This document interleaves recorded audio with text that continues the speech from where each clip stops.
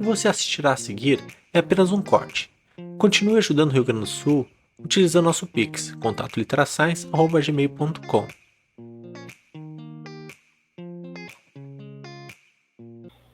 Outra questão que isso aí eu sempre trago porque às vezes as pessoas pensam que é o mesmo relógio, né? Mas eu sempre diferencio. Tem o relógio do Apocalipse, na verdade ao tempo que a gente tem. Eu até uso o conceito aqui para o pessoal entender que é uma metáfora, né? Digamos assim, para uma alerta da humanidade do que está mais perto ou mais longe de se autodestruir.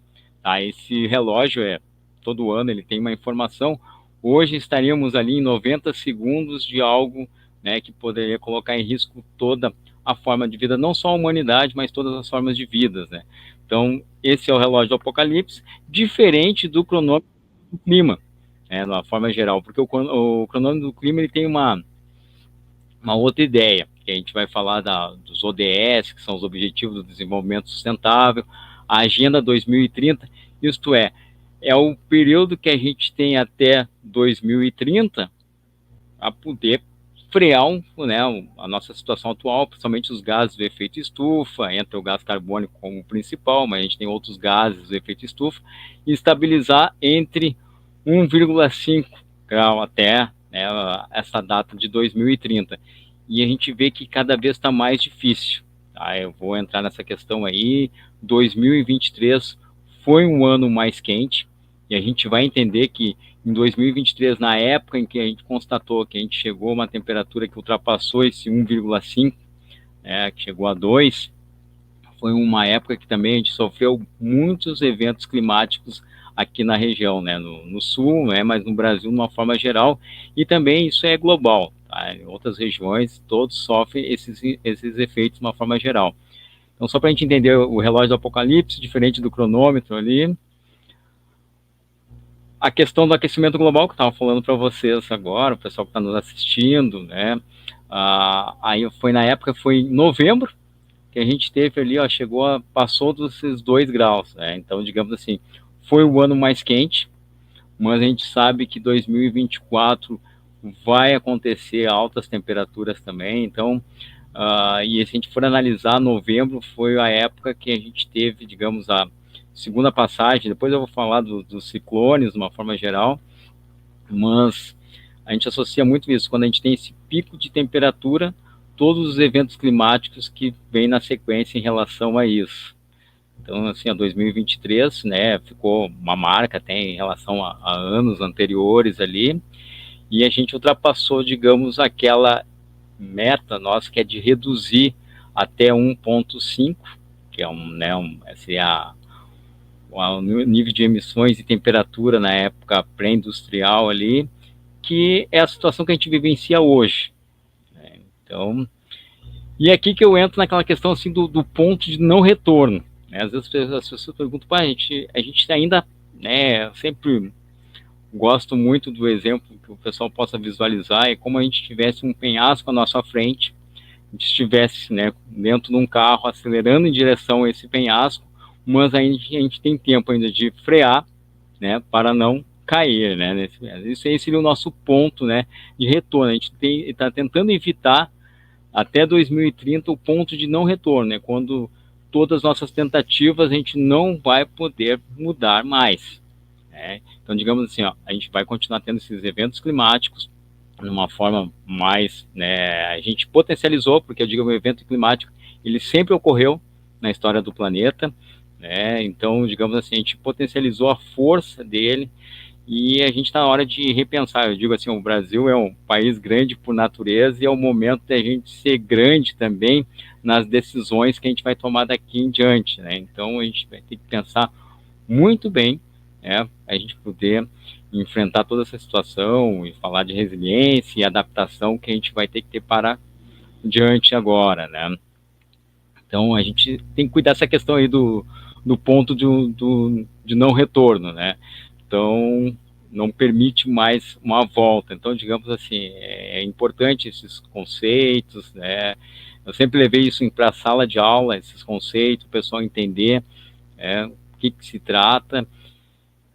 Na sequência, eu vou dizer assim, os eventos climáticos extremos, né? E todos os eventos aqui, se a gente for observar de uma forma geral, a gente vivenciou nos últimos períodos aí. Eu até tentei montar aqui uma questão cronológica para a gente entender de uma melhor forma, assim, mas a gente encara, né, momentos de estiagem seca, eu até trouxe algumas lembranças, e são períodos muito próximos que a gente tem um evento climático e o outro, né? A questão de incêndios florestais a gente tem vivenciado também no Brasil, assim, ondas de calor, um pouquinho anterior, digamos assim, aos eventos das chuvas aqui, a gente estava tendo uma onda de calor, consequentemente a questão das enchentes e inundações, a gente pode ver que a gente teve, se a gente botar nos últimos 2 anos, mas assim, em 2022 a gente teve um alerta com uma passagem de ciclones aqui, mas setembro e novembro, né, que chamou muito mais a atenção. Claro, a gente já teve depois em janeiro agora um exemplo, né, novamente da passagem de um ciclone. Então tudo isso aí, e alguns convidados anteriores até salientar, dar uns parabéns aqui na nossa conversa. Logo cedo pela manhã, a palestra da professora Maria, ela estava conversando sobre de, de prótese e tudo, me chamou muita atenção aquela prótese para criança, até aquela questão da Mulher Maravilha, fantástico, toda aquela questão ali, o professor também que falou sobre os nossos, né, modal de transporte, mostrando como é que está a nossa situação nas estradas, mas também foi comentada aquela questão, né, se a gente está em regiões muito baixas, as questões das enchentes, né, ou o pessoal que está questões mais elevadas aí, né, a questão do deslize de terra, né, então são todos eventos climáticos que a gente está vivenciando e eles estão acontecendo de formas extremas, né, muito mais sequência, muito mais fortes e com, né, uma distância que antes era de anos para a situação acontecer. E só para ter uma ideia ali, ó, isso aqui, ó, o fevereiro de 2023 já mostrava ali a questão para a gente ver, né, um rio, né, a questão dele seco em relação já às margens, né, num período de fevereiro do ano passado, e também em fevereiro deste ano também, a gente estava preocupado aqui no Rio Grande do Sul, né, se não houvesse chuvas, né, a gente tem muitas perdas por causa desse período de estiagem entrando num período de seca. Então a gente vivenciou isso agora, em fevereiro, novamente, essa questão, esse evento climático aí. Isso aqui aconteceu agora em abril, finalzinho de abril para maio ali, a questão do desmoronamento ali, né, que a gente viu, né, perto de São Vedelino. Então, digamos assim, ó, outro evento, né, ele acontece porque às vezes as coisas elas vão enfraquecendo, encharcando o solo, né, então o solo perde essa estabilidade, então, né, as pessoas também, a gente está numa região alta, está mais seguro em relação às cheias, mas é esse outro perigo que pode acontecer, que é deslizar as terras de uma forma geral. Então, um evento climático aconteceu, antecedendo agora esse período, a onda de calor, né, em 2024 aqui, só para ter uma ideia, né, nesse foi final agora de abril, que a gente teve essas máximas ali, eu trouxe algumas cidades ali para o pessoal ter uma noção. Porto Alegre, né, a gente chegou a 37, mas aquela sensação térmica de 40, nós lá, digamos, onde eu trabalho lá, a Secretaria de Educação lá, o pessoal estava usando ventilador de uma forma, né, estava muito quente, estava difícil, né, a gente sabe que nas escolas também, nem toda escola está preparada para isso. A gente sabe que como o conforto térmico é importante para a aprendizagem, de uma forma geral, então estava vivenciando, né, no finalzinho de abril, agora para início de maio, ondas de calor.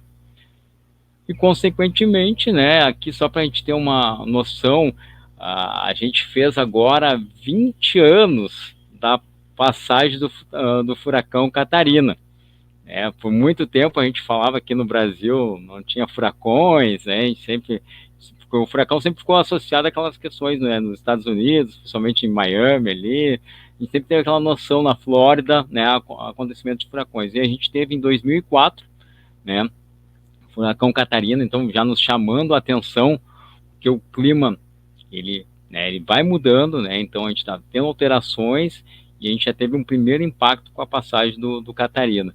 mas em 2029 a gente teve uma outra passagem, né, daí já é uma tempestade subtropical. Não vamos entrar em detalhes muito de classificações aqui, mas já vai nos chamando a atenção, né, que isso não estão acontecendo.